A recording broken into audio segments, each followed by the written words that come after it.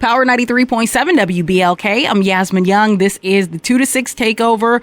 We are basically in week 2 now of most people being on lockdown, having to stay at home. Of course, the kids are at home. They're still having to go to school, but this is a different situation. Parents are really getting to know their children, and children are really getting to know their parents. And sometimes that can add stress on top of an already stressful situation. So I have the beautiful and talented, as well as very intelligent, especially on this topic, Cambria Daniels, who is a program director with BestSelf Behavioral Health Incorporated, with me. Welcome, Cambria. Hello. Thank you so much for having me on. This is a topic that you are very familiar with. This is what you deal with and work with every day, but we're in a different situation. We're in a situation where parents themselves may be stressed out. How can those parents who are stressed out themselves help their children deal with this stress as well? Certainly. This is definitely a unique event, and it's understandably causing a great deal of anxiety in our community.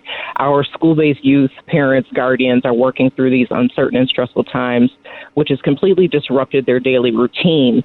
Parents need to indulge in self-care. Right now it's a number one priority. You're not going to do good service to your child or youth if you are not checking in with yourself. So a lot of people think that, that is, it's selfish, but it's actually not. It's already challenging to deal with the developmental brain. Now we have this crisis outbreak on our hands. How are you checking in with yourself? Yeah. So you wouldn't necessarily think of it that way, but that's a good point. How can you take care of others if you're not taking care of yourself first? Mm-hmm. Absolutely. So, a lot of times yes, we're practicing the social distancing, but that doesn't mean that we have to be emotionally disconnected. Parents need to figure out what works for them. Maybe you're modeling like, yes, I am a little worried. I am a little anxious, but maybe give me 10 minutes to myself so that I can just understand all of this information overload that's going on, and then we are going to do something together, me and you. We're going to watch maybe family time. We're going to watch a movie together. Maybe we're going to cook together. It is okay to put up those healthy boundaries. Got it. Now, I was definitely one of these students who tried my teacher all the time. I had behavioral challenges myself. Now parents are having to handle that versus a teacher who may have more training in that and learning combined together. What tips do you have for parents whose child may have those behavioral challenges? Certainly. I have to circle back to the reconnection, right? We need to take this as an opportunity to reconnect, check in, pay more attention to each other. Emotional distress can affect anyone, any age, any ethnicity, socioeconomic level. All right. Our children are stressed and scared right now due to this uncertainty. So if anything, give them, I hate to say, it's not so much a timeout, but give them structure, right? So consider their regular routine. If they're in school a certain amount of time throughout the day, then you need to set in place those boundaries and limitations. Allow them to, tell you or work with them on that, saying, I am stressed right now. I am anxious. Paying attention to what's triggering them, and then have that conversation when you are the most calm. And I know that's easier said than done, but that's really what you have to do is open the lines of communication. Like, hey, how are you feeling right now? I see that you are really frustrated. What can I do? Some grounding techniques to help you refocus.